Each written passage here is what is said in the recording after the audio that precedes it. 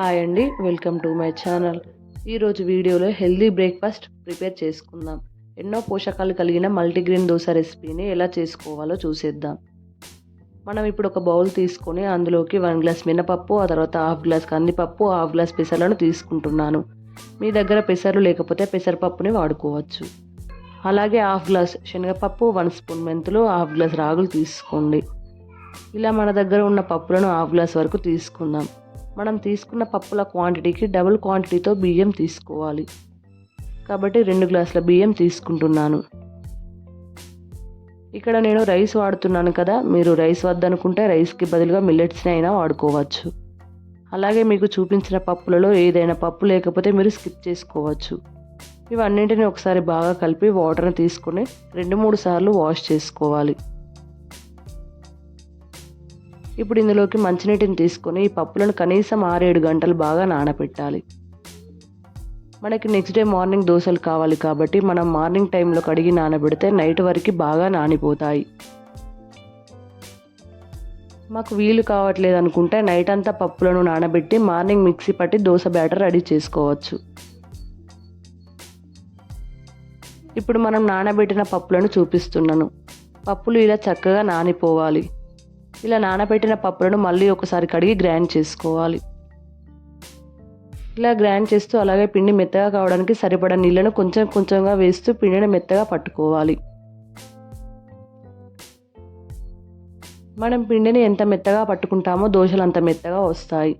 పిండిని ఇలా మెత్తగా పట్టి ఒక గిన్నెలోకి తీసుకుందాం. మనకి దోశ పిండి అనేది మరీ పల్చగా ఉండొద్దు, అలా అని మరీ గట్టిగా ఉండొద్దు. నార్మల్ దోశ పిండి ఎలా అయితే తయారు చేసుకుంటామో అదే కన్సిస్టెన్సీ ఉండాలి.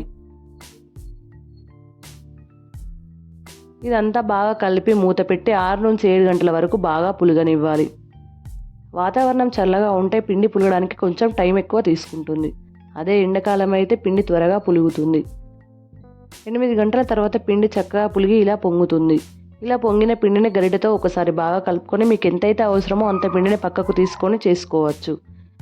లేదంటే మొత్తం పిండిలోనే ఉప్పు కలిపి దోశలు వేసుకోవచ్చు. నేనైతే ఈ పిండిలోకి 1 టేబుల్ స్పూన్ సాల్ట్ వేసి ఒకసారి కలుపుకుంటున్నాను. ఇలా కలుపుకొని దోశ ప్యాన్ స్టవ్ మీద పెట్టి ప్యాన్ హీట్ అయ్యాక 2 గరిటెల పిండిని తీసుకొని ఈవెన్గా స్ప్రెడ్ చేసుకోవాలి.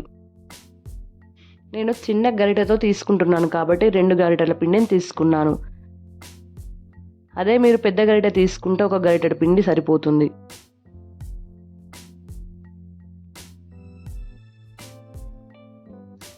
ఇలా మంటని మీడియం టు హై ఫ్లేమ్లో అడ్జస్ట్ చేసుకుంటూ కొద్దిగా నూనెతో ఎర్రగా కాల్చుకోవాలి.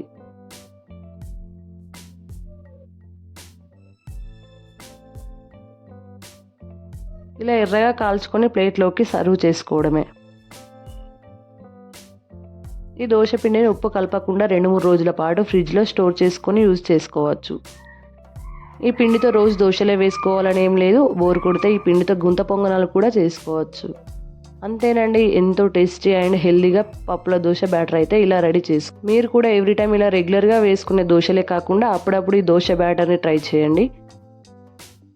ఇంట్లో వాళ్ళని హెల్దీగా ఉంచండి. వీడియో నచ్చితే లైక్ చేసి కామెంట్ చేయండి. Thank you for watching.